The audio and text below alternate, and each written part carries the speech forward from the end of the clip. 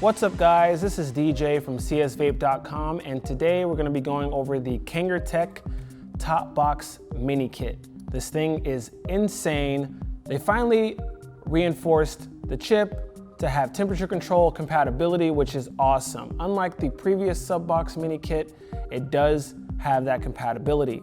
I'm going to go through the features and what it comes with. As you can see, it does come with the USB cable to charge your battery while it's inside of the device. Best recommendation is to charge it externally though, but if you don't have an external charger, you can always charge it with the cable. Remember to turn it off too when you are charging it. It also comes with a rebuildable option in case you wanted to turn this into a rebuildable tank. It does have a 5-wrap 24 gauge pre-installed, so all you really have to do is wick it. I believe it is built at a 0.3 ohms ohm on the resistance. It also comes with a stainless steel 0.5 ohm coil that is also compatible with temperature control, which is pretty cool.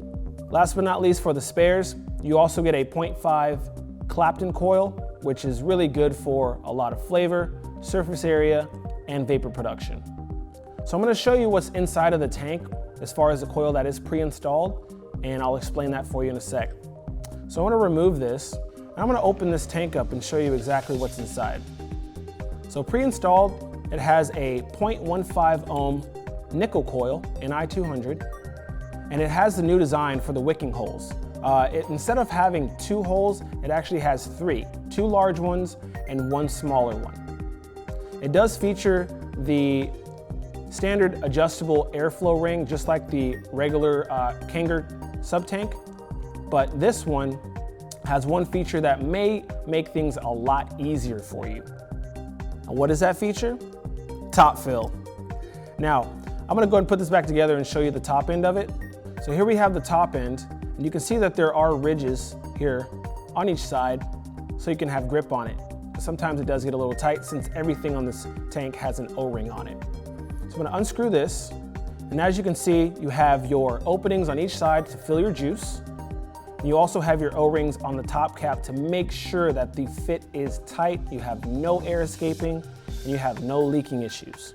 Now, before I go into showing you how to set this tank up, I'm going to talk about the device itself, the Topbox Mini. This goes up to 75 watts, which is awesome, okay? Unlike the previous version, it only goes up to 50 watts, so it does give you a wider range of power and, of course, the additional features of temp control. So, to navigate through the system, if you don't want to use wattage mode, you can use nickel, you can use titanium, stainless steel, or Nichrome even. So with this, in order to change that mode, you want to hit the power button 3 times. 1, 2, 3. Now it'll switch itself to nickel first. All right. If you're using, let's see, titanium, you hit it 3 more times. 1, 2, 3. That'll switch to titanium. And the next option would be stainless steel. Again, 1, 2, 3. And then lastly, you also have an option now for Nichrome, which is awesome, really. 1, 2, 3. It reads NC, indicating Nichrome.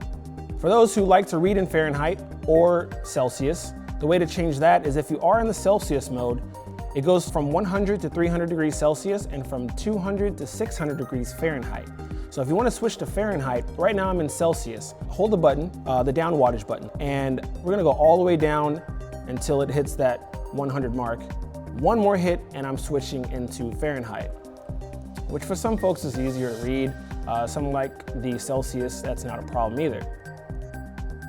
So now I'm gonna go ahead and show you how to set this up. It's not much different from your conventional sub-tank that first came out without the top fill feature, but it does have a new design on the coil, which if you notice, they are not square shaped anymore. They are the new design for more flavor and more wicking efficiency. I'm gonna remove the base, and it's best to have this tank set up with it not on your device, and I'll tell you why. Unscrew the base. Now this coil threads into the base, but as you know that under the 510 on the pin itself, it is not stationary. This is not recommended to be used with a hybrid device of any kind, okay? It has to have or be used on a device with an independent 510 pin. Whether it's a mechanical or a variable, it will be more efficient on a variable. But if you want to just use it with the kit that it comes with, which I would too, you can do that as well. So if I unscrew this coil and I push this pin in with my finger, that pin's gonna move. Now if you think about my finger being the pin on the device will push up against this pin and take away the threading room that it's supposed to have on the base to allow the O-ring right here to seat properly. If this O-ring does not seat properly, it will have leaking issues. Other than that, we're gonna go ahead and set it up. So today I'm gonna be using Doobie by VGod. It's a really good honeydew cream custard, one of my favorites. Let's go ahead and open this up, and I wanna show you my technique on setting up this coil. Right now I'm gonna be using the nickel temperature control 0.15 ohm coil, and I'm going to prime the inside of the cotton so I know for sure once I hit this tank, it's not gonna be dry. Saturate the middle area. I like to hold it horizontally just so I don't have any excess juice draining down vertically into the air chamber and having leaking issues once I'm done. Saturate some of that, rotate it while I'm doing so. Let that soak into the middle, and while that's happening, I'm also gonna make sure I put some juice on the outer absorbent holes to make sure that I get every single piece of that wick. So that looks good. We're gonna close this back up.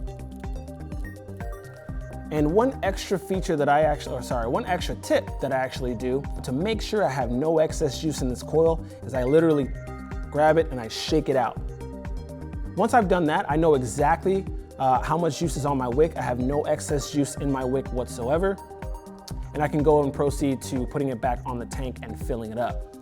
So on the older style Kangertech, we would be filling it up right now from the bottom, but not on this one. This is a top fill. So once you've primed your coil, you're gonna screw it all back together. Make sure it's tight. Those O-rings need a seat to make sure there's a seal so you don't have any leaking issues. I'm gonna unscrew the top portion. And mind you, this does have a standard 510 drip tip, so you can use your customized drip tips if you'd like, as long as they are 510 drip tips. This tank holds about 3.5 milliliters of juice, so it'll have a pretty good amount in case you drive a lot or you want something if you're watching a movie at home. Now, when you're filling this tank up, you wanna make sure that when you are filling this, try not to fill it up all the way to the brim. You wanna make sure that when you are filling this up, you wanna leave a slight space between the juice level and the top of the tank. And I'm gonna take the top cap and screw this right back on. I'm gonna adjust my airflow wide open because that's exactly how I like it. So I'm gonna go ahead and put this tank on the device and show you what my personal settings are as far as the temperature goes. I'm gonna screw this on. Now, one feature you need to know about this device is it is a 75 watt device, but when you are in temperature control mode, you cannot change the wattage. You can only change the temperature, which that's totally fine. The wattage just really indicates how fast it's gonna ramp up. And once your coil hits the temperature that it's set at, it will cut power to help you not burn your coil out. It's new atomizer. I'm gonna go ahead wattage up button to say yes. And then we're gonna change the menu by hitting the power button 3 times once more. 1, 2, 3. First option is nickel, that's what we're using currently. I personally like to use it at 450 degrees Fahrenheit. That seems to be the comfort zone for my personal taste as far as vaping anything temp control compatible. So right now we're running at 75 watts. Again, that's just to indicate the ramp up time, but once you get to that threshold temperature that you have it set at, it will cut power to help you not burn out your coil. So I'm gonna show you how this vapes and see what we go from there.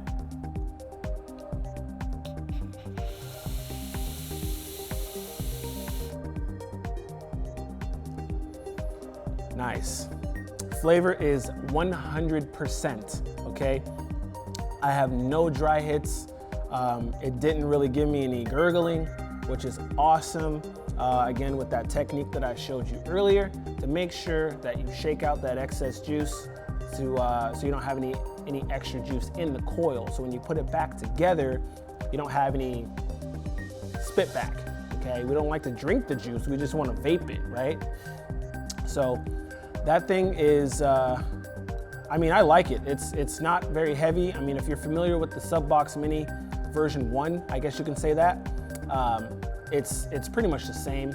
It just gives you the extra feature of filling it from the top, which is awesome, super convenient.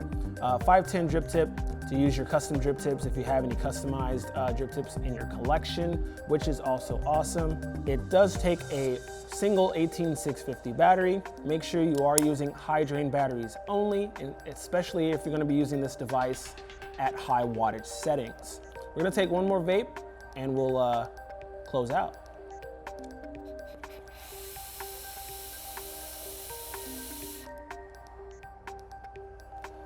Man, that doobie's good.